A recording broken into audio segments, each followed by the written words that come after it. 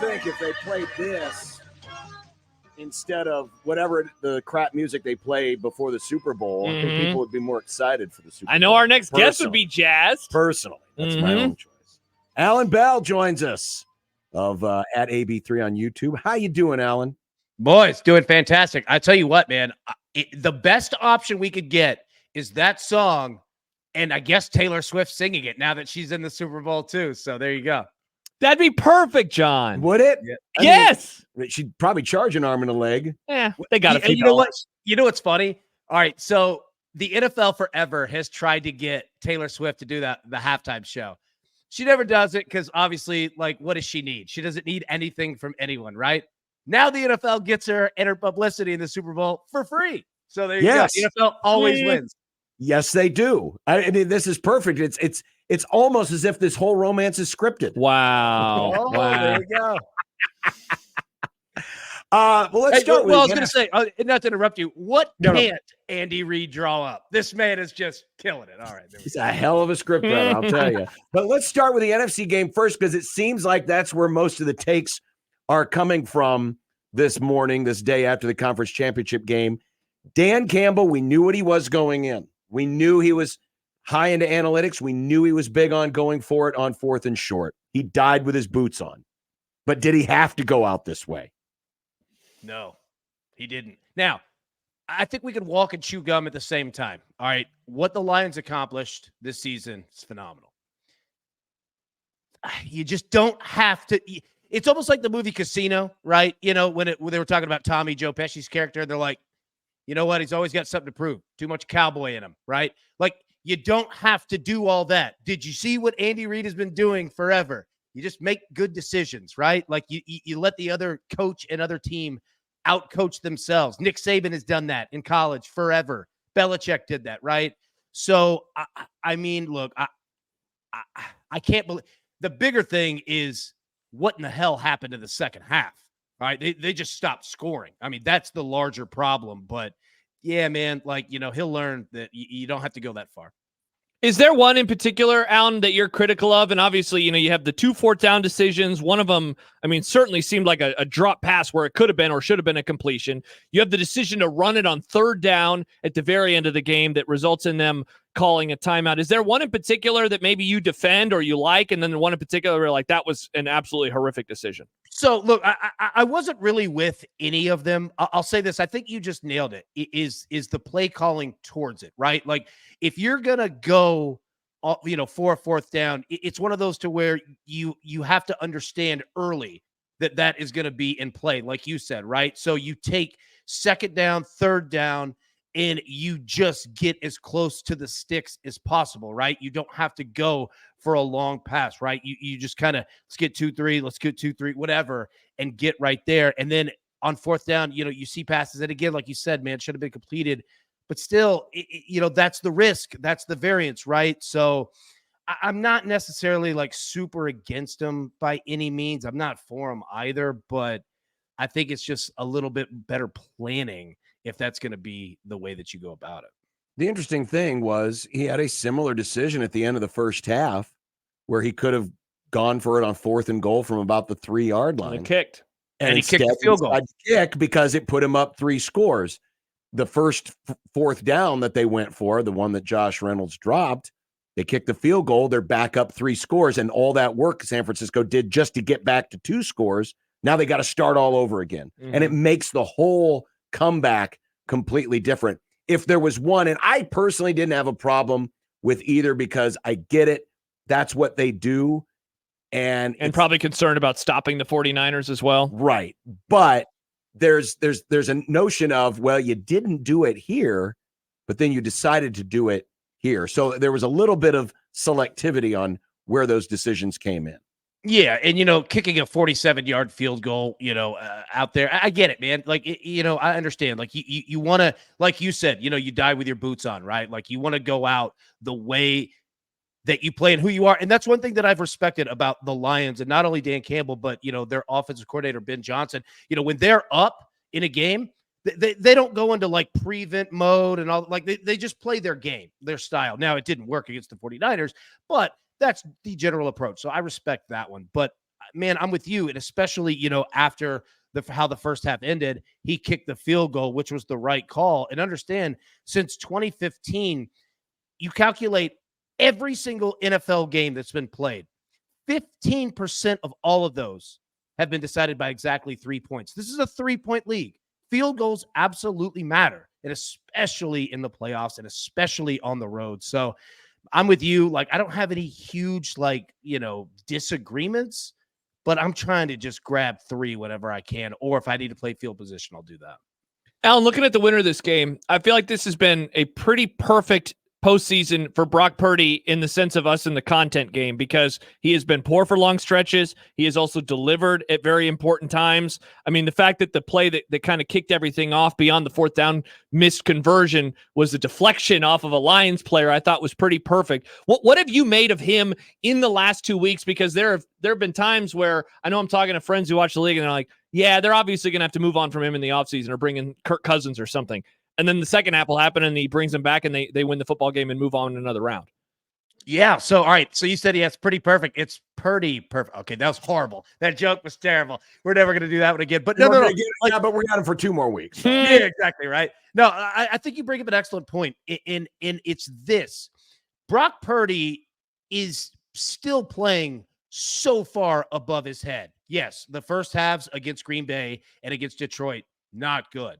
Second half, team comes back, catch fire, and go. I think the bigger question for San Francisco is this defense. All right. We saw Jared Goff in the first half completely tear them apart. Second half, defense looked completely different, right?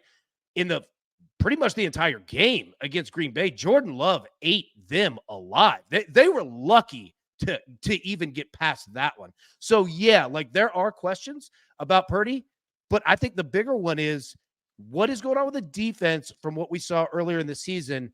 And the largest part is getting to the opposing quarterback, getting sacks. Their numbers have just been, I mean, I know Joey Bosa had himself a good game, but like, or Nick Bosa, I'm sorry, but like I worry more about the defense than I do Purdy. Purdy's doing his job. He's exactly who we think that he's going to be.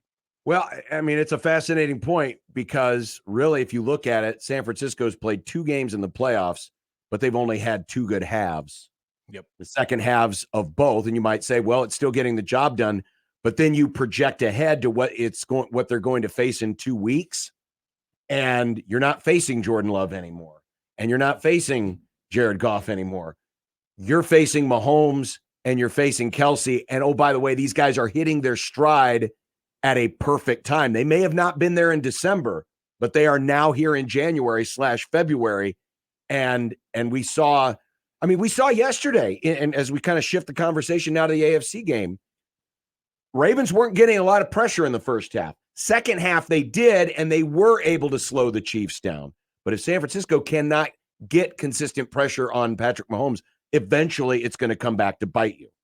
Oh, God, yes. I mean, it's frightening already to play the Chiefs, much less when, like you said, absolutely hitting their stride. And look, in the second half, you're right. I mean, it did slow down, but Kansas City's been there, and they understood. They were like, look, this offense for the Ravens is not going to work against us. We have a good defensive plan, and we're playing great. Field position will work for us, right? Now, you definitely do want to score, more than what the Chiefs did, but they played the game that they needed to play to win, and that's what experience does for you, and that's what a quarterback like Mahomes can do for you. So, yeah, like that's the concern. And what we've seen from the Chiefs against the Dolphins, the Bills, and then the Ravens has really been exactly the same. They just keep coming. They keep coming. And every time that you score, awesome, man, we're going to do it again. Like they score as many points as they need to, and they know how to get games and put them out of reach for the other team. It's just phenomenal, man. Like this team is just playing so good. This is going to be a hell of a Super Bowl. Like I cannot wait to watch it. I don't know if the 49ers want to play from behind for a third playoff game in a row, because this is not the team to do that against. Yeah, and Allan, it's interesting, and the AFC title game is being replayed right now on NFL Network, and it's in the second quarter right now, and the Chiefs are up 14-7. And the thing that continues to stick with me now almost 24 hours later is that while the Ravens were playing from behind early in the game, I mean, really the entire game, it seemed like they were playing like they were down 14 or 20 points. What in the world do you make of the game plan, especially with Todd Monken and calling plays where it's like they were trying to drop back and pick up 14 points a pass attempt instead of doing what got them there, and that was running the football and doing so at a very high rate?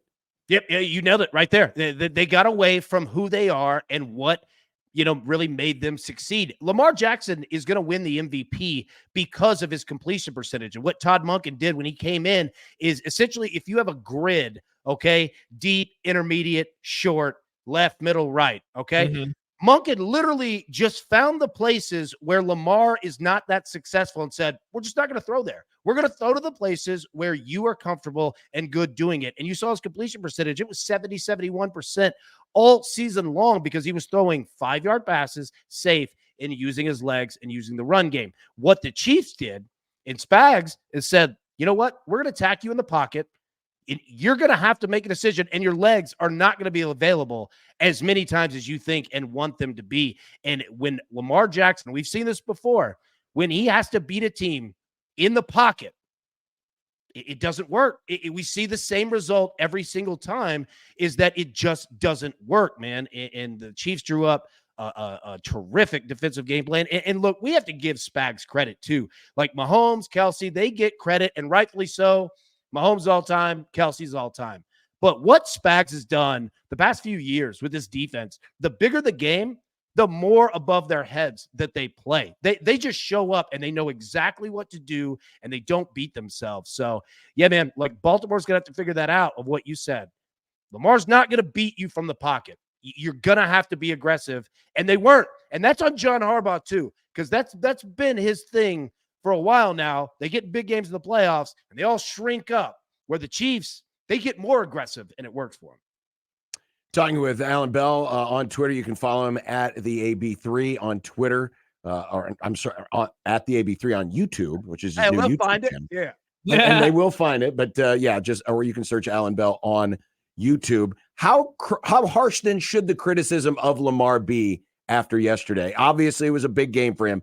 He had a chance to go to a Super Bowl. He's playing at home.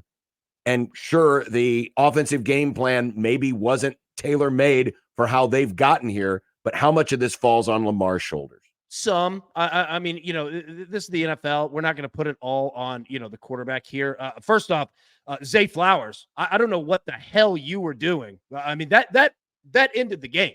That ended their season. You could say it right there. And again, that goes back to John Harbaugh. They were, both teams were kind of yapping before the game. You should have cut that out right then and there, is that it's going to hurt you. And being on the 3-yard line compared to back to the 25 or whatever it was, I mean, that was disastrous. And then he fumbles right there. So Zay Flowers is going to have to take a lot of that. Number two, the offensive game plan. Was Monken telling Lamar to be in the pocket for seemingly 10 seconds long, right? Like, I don't know. Or is that on Lamar? Should he have made decisions quicker? I don't know. But it goes to Harbaugh, Monken, Lamar, on the actual execution of that. And then Zay Flowers, I mean, what are you doing? And the defense, every third down. I mean, they would just give it up every single time. They got to take some too. So, I mean, it's a full team blame there. Obviously, Allan, it's not like the Chiefs are going to win, the AFC or the Super Bowl every season moving forward. But I do wonder what kind of number you think this season does on the league and specifically the AFC moving forward, given that this is nowhere near the best team of this era for Kansas City. They're a win away from their second Super Bowl in a row. They're a win away from their third in the last 5 seasons. It's like, I just wonder what it's like to be Buffalo today or Baltimore today or any of these teams where it's like, this was the year to get them. And now we're not going to get them. Yeah, it sucks, man. Look, we saw New England do that, right? Like, we've seen, dynasty type teams go through this. And yeah, I mean, it probably is awful in Baltimore. It's probably awful in Buffalo. But I'll say this, and I know that, we'll hear and read on Twitter or whatever that people are tired of seeing the Chiefs in the Super Bowl. And look, I get it. I'm not saying that. I understand the thought process, right? But don't let those opinions fool you. People love dynasties and they love chalk. The public loves it. Look at the NCAA tournament. it is phenomenal of how it's built out because truly everyone has a chance and we see upsets and all kinds of stuff. The Elite Eight and in to the title game is always blue bloods. Always. You might have one, right? One kind of, surprise team here and there. But the national championship is always chalk. It's always big time programs. And the bigger the program, the bigger the numbers do. And I bet that we see it in the Super Bowl here. It's going to be phenomenal. So, yeah, I mean, you have a point, but Patrick Mahomes, Travis Kelce, like they draw numbers, man. Like they do it every single time. Well, speaking of numbers, the line opened at San Francisco -2.5, and at some places you can already get it down at 1. And if memory serves, didn't we see a line flip last year where it went from Chiefs to Philadelphia before kickoff? Could we see that same thing happen this year, which of course then creates the dreaded middle that the books just absolutely do not want to see?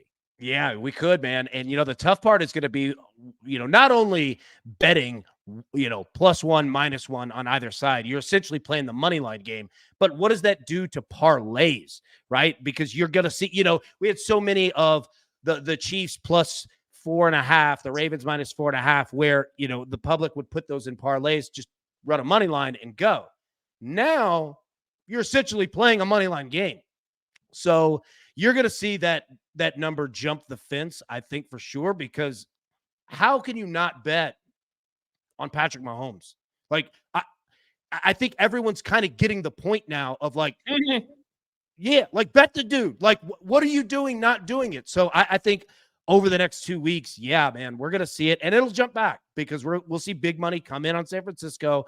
But that's the tough part. When it's at 1, it's a money line game, man. It changes the way that betting and the public and the sharps look at it. Allan, is there a particular part of this matchup where you look and you say, I really like Kansas City's advantage there, and then you look on the other side and say, but I also like San Francisco's advantage there? I mean, you just mentioned Mahomes. He's probably the obvious answer with KC, but I wonder where you see either of these teams having an advantage in this one.